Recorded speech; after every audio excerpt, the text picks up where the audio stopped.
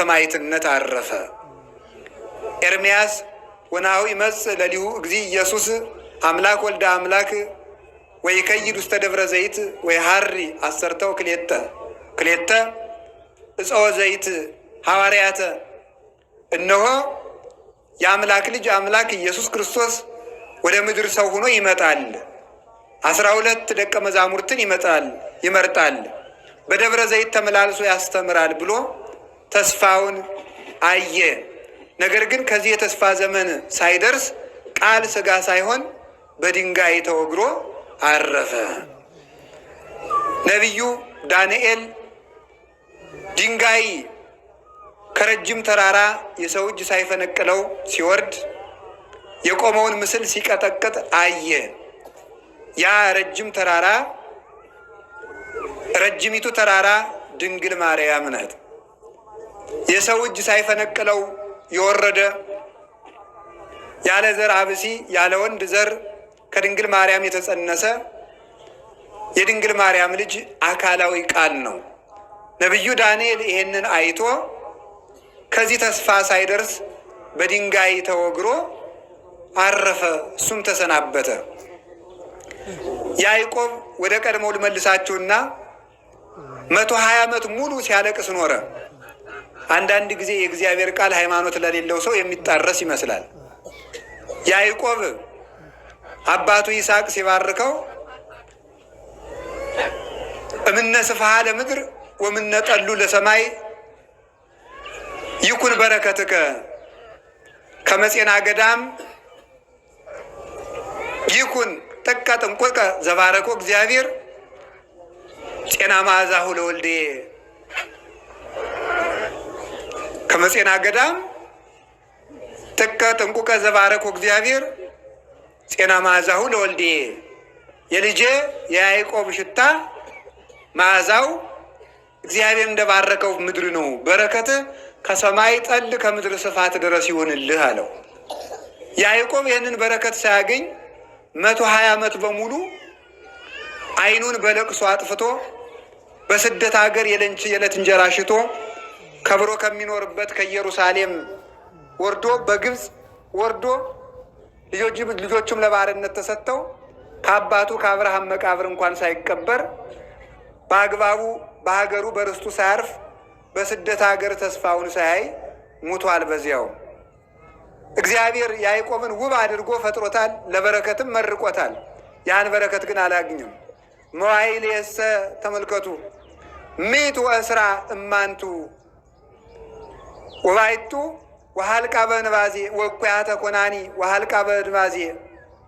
እድሜ 120 ዓመት ነው።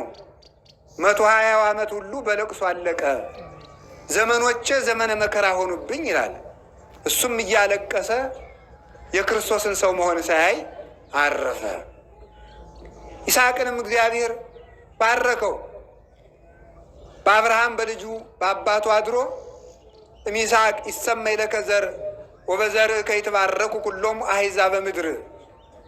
እነሆ በዘርህ በይስሐቅ የምድር አሕዛብ ሁሉ ይባረካሉ ብሎ እርሱም ያንን እግዚአብሔር ቃል የገባለትን ተስፋ ሳያይ እንዲሁ እንደተሳደደ እንደ አባቱ በረሃብ አንድ ጊዜ ወደ ግብፅ አንድ ጊዜ ወደ ኢየሩሳሌም እያለ የውሃ ጉድጓድ እንኳን ሲቆፍር ጠላቶቹ እየደፈኑበት በመከራ በስደት ዘመኑን ገፍቶ አረፈ። ሌሎቹም እነ ኢያሱ፣ ሙሴ እስራኤልን ከግብፅ አወጣ፣ ባህር ከፈለ። ለሱ ግን ገሃነመ እሳት አልተከፈለለትም። እስራኤልን ከግብፅ አዳነ፣ እሱ ግን ከሲኦል አልዳነም። እስራኤልን ከፍርዖን አወጣ፣ እሱ ግን ከሳጥናኤል እጅ አላመለጠም ነበር። ወደ ሲኦል እሱም ወርዷል። ሌላው ቀርቶ ለምድሩ ርስት እንኳን እግዚአብሔር ለአብርሃምና ለዘሩ የማለለትን የከነዓንን ምድር ሳይወርስ ሙሴ በስደት እንዳለ 40 ዓመት እንደደከመ ከመሃል ላይ ናባው በሚባል ተራራ ሙቶ በስደት በመንገድ ተቀብሮ ቀርቷል። አሮን ሊቀ ካህናት ከመኮከበ ሰማይ ስርግው እየ አሮን ማእከሊሆሙ። ሊቀ ካህናት አሮን 12 ሻኩራ ያለባት የወርቅ ሻኩራ ሮማነ ወርቅ ያለባት ልብሰ ተክህኖ ለብሶ በእስራኤል መካከል ሲታይ እንደ ንጋት ኮከብ ነበር የሚደምቀው። እንዲህ አድርጎ በቅድስተ ቅዱሳን መስዋዕት እያቀረበ ሕዝቡን እያስታረቀ ከእግዚአብሔር ጋር እየተገናኘ በደመና ብርሃን እየተገረደ በመንጦላዕተ ብርሃን እየተባረከ ከስዕለ ኪሩብ ቃለ እግዚአብሔር እየሰማ በስርየት መክደኛው እግዚአብሔር እየባረከው ቆየ። እስራኤልን 40 ዓመት መገበ። ውሃ ከጭንጫ አፈለቀ፣ መና ከደመና አወረደ። እስራኤልን ከመቅሰፍት አዳነ። በ7 ደመና መራቸው፣ በአምደ እሳት አገለገላቸው። እርሱም አባቶቹ የተማለላቸውን ርስት ሳይወርስ በመንገድ ሙቶ በስደት ሀገር ተቀበረ።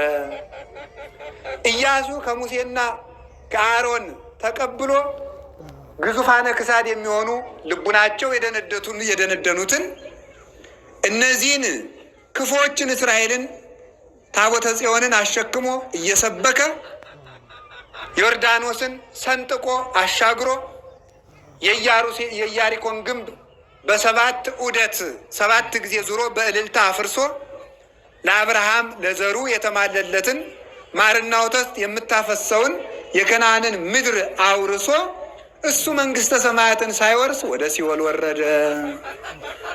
አባታችን ቅዱስ ዳዊት እንደነገርኳችሁ ስማነ ነግዶ ፈላሲ ከመኩሉ አበዌ እንደ አባቶቼ እንደ አብርሃም እንደ ይስሐቅ እንደ ያዕቆብ እኔም በስደት እኖራለሁ ብሎ እንዳለቀሰ ሲሳዬ ኮነኒ አንብእየ ሲጠጣ ቅዱስ ዳዊት ሲጠጣ ከሚጠጣበት ጽዋ እያለቀሰ እንባውን አብሮ ይጠጣ ነበረ። መቼ ነው ሰው ሆነ የምታድነኝ እያለ ፈኑ ዴከ ማርያም፣ አቤቱ ክንድህን ከሰማይ ላክልኝ። ክንድ ከትከሻው ሳይነጠል የወደቀ እንደሚያነሳ ካንተ እሪና ሳይጎድል እኔን ከወደቅኩበት ከሲኦል የሚያነሳኝን እባክህን ልጅህን ላክልኝ። አንሳይ ኳይንቴ እመንገላ አድባር፣ ዓይኖቼን ወደ ተራራው አቀናው።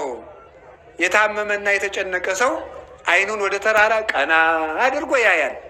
ከተራራ ጤና የሚወርድ ይመስል የጨነቀው መቼስ። ቅዱስ ዳዊትም ቢጨንቀው የሚያድነኝ ባጣ ዓይኖቼን ወደ ተራራ አነሳው፣ እማይቴ ይምጻ ረድኤቴ፣ ረድኤቴ ግን አልተገኘልኝም። አንድም አንሳይ ኳይንቴ እመንገላ አድባር፣ ነቢያት ያድኑኛል ብዬ ተስፋ አደረግኳቸው።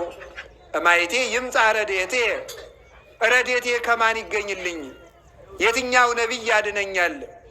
ረድኤቴ የሰማ በእግዚአብሔር ዘገብረ ሰማይ ወምድረ፣ ረድኤቴን የሚያገኘው አዎን አውቀዋለሁ፣ ድህነት የሚፈጸምልኝ ሰማይና ምድርን በፈጠረ በአካላዊ ቃል በእግዚአብሔር ልጅ በሕያው አምላክ በኢየሱስ ክርስቶስ ነው ብሎ ይህንን ተስፋ አድርጎ ሞተ።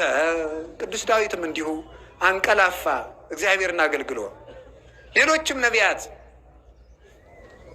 እዝራ አንበሳ ወፃ እምገዳም ዝኬ ውእቱ ወልድ ዋሂድ ብሎ መጽሐፈ እዝራ ምዕራፍ 10 ላይ ሲናገር ከጫካ ውስጥ ወይም ከታተመች ምድር የሚያገሳ አንበሳ መጣ፣ ይኸውም ወልድ ዋሂድ ተቀዳሚ ተከታይ የሌለው የእግዚአብሔር ልጅ ነው ብሎ ተናገረ። አጋንንትን የሚያስደነግጣቸው፣ የሚሰባብራቸው፣ የሚያንቀጠቅጣቸው የእግዚአብሔር ልጅ ኢየሱስ ክርስቶስ እውነተኛው አንበሳ እርሱን ሳያይ እዝራም 40 ቀን 40 ሌሊት እንደጾመ ያንን ሳያይ እሱም አንቀላፋ። ኤልያስም እድሜ ዘመኑ ሁሉ ድንግልናውን ጠብቆ ለእግዚአብሔር እንደቀና ዘማዊቱ ንግሥት ኤልዛቤል እንዳሳደደችው በረሃ ለበረሃ እንደተንከራተተ መጠምጠሚያውን መጎናጸፊያውን ሳይለውጥ በስግደት እንደደከመ እርሱም ወደ ብሔረ ሕያዋን ሄደ። የክርስቶስን መምጣት አላየም። አንድ ሙት አስነሳ፣ እርሱ ግን መልሶ ይሞታል። የኤልያስ ደቀ መዝሙር ነቢዩ ኤልሳ በመምሩ መጠምጠሚያ 2 ሙታንን በመምሩ መጠምጠሚያ ዮርዳኖስን ከፍሏል፣ ተሻግሯል። ለእሱ ግን ገሃነመ እሳት አልተከፈለም። ምሳር ወይም መጥረቢያው ወርዶ ከባህር ውስጥ ቢገባ ቅርፍት ጥሎ ያንን መጥረቢያ አውጥቶታል፣ ታምር አድርጓል። እሱ ግን ከባህረ እሳት አልወጣም ነበረ። ይህን ሁሉ አደረገ። ውሃ የሚመርባቸው ሰዎች ሀገር ነበሩ። በአዲስ ሸክላ ጨው አድርጎ ከምንጩ ላይ ቢቀብረው ሰዎቹ ውሃው ጣፈጠላቸው። እሱ ግን ከመራራ ሲኦል አልወጣም ነበረ። ይህ ሁሉ አድርጎ ነቢያት ሁሉ አረፉ።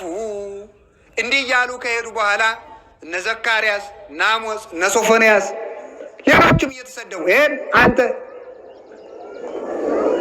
በለስ ሻጭ፣ ቅርጫት ሻጭ እያሉ አይሁድ እየሰደቡት አሞጽን በለስ ያመርት በለስ ይሰራ ስለነበረ የበለስ ፍሬ ይልቅም ስለነበረ ተሰድቦ ሌሎችም እየተወገሩ መከራ እየተቀበሉ ሄዱ። ይህንን ቃል ሳያዩ የመሥዋዕቱ በግ ወዴት ነው እያሉ ከእውነተኛው በግ ከክርስቶስ ዘመን ሳይደርሱ ቀሩ። ክርስቶስ እንደ ራባቸው ሳይጠግቡ አረፉ። እንደ ተራቆቱ ሳይለብሱት አረፉ። እንደ ጠማቸው ሳይጠጡት ሞቱ። እንደ ጨለመባቸው ከክርስቶስ ብርሃን ሳይደርሱ አባቶቻችን ትንቢት እንደተናገሩ ሄዱ። ርስት ሳይወርሱ 5500 ዘመን በሲኦል ውስጥ ቆዩ። ይሄ ሁሉ ዘመን ካለፈ በኋላ አካላዊ ቃል ኢየሱስ ክርስቶስ ከሰማየ ሰማያት ወርዶ የሰው ልጅ በግራ አጋንንት መጠቅጠቁን፣ በመንጸፈ ደይን መውደቁን፣ በርደተ መቃብር ላይ ርደተ ገሃነም እንዳለበት አውቆ መጎዳታችን አይቶ እግዚአብሔር ወፈቀደ እግዚአብሔር አድኖተ ዓለም በሳይሎ በምህረቱ እግዚአብሔር ዓለምን በምህረቱ በይቅርታው ይጎበኘው ዘንድ ወደደ። ሰው ሆኖ ይመጣ ዘንድ ወደደ። ንጽሕት ከምትሆን ከመቤታችን ከቅድስት ድንግል ማርያም ከስጋዋ ስጋ ከነፍሷ ነፍስ ነስቶ ሰው ሁኖ በቤተልሔም ነቢያት የናፈቁት ብርሃን ተገለጠ። እሱም 9 ወር ከ5 ቀን በማኅፀኗ ሆኖ በሕቱም ድንግልና ከተወለደ በኋላ 2 ዓመት ሲሞላው በግብፅ ተሰዶ ኢትዮጵያን ለበረከት ባርኮ ግብፅን ለገዳምነት ባርኮ እንደገና 33 ዓመት ከ3 ወር በምድር ላይ ተመላልሶ 30 ዓመት ሲሞላው በእደ ዮርዳኖስ በማየ ዮርዳኖስ በእደ ዮሐንስ ተጠምቆ የባሕርይ አምላክነቱን ከባሕርይ አባቱ ከአብ ከባሕርይ ሕይወቱ ከመንፈስ ቅዱስ አስመስክሮ በገዳመ ቆሮንቶስ ገብቶ 40 ቀን 40 ሌሊት ጾሞ አጋንንትን ድል ነስቶ 3 ዓመት ከ3 ወር ዓለምን ዙሮ ወንጌል አስተምሮ ወንጌል በምር ሲረዳለት ለድነተ ዓለም በማእከለ ምድር በቀራንዮ ተሰቀለ። ራቁቱን ተሰቅሎ እርቃናችን ከደነልን።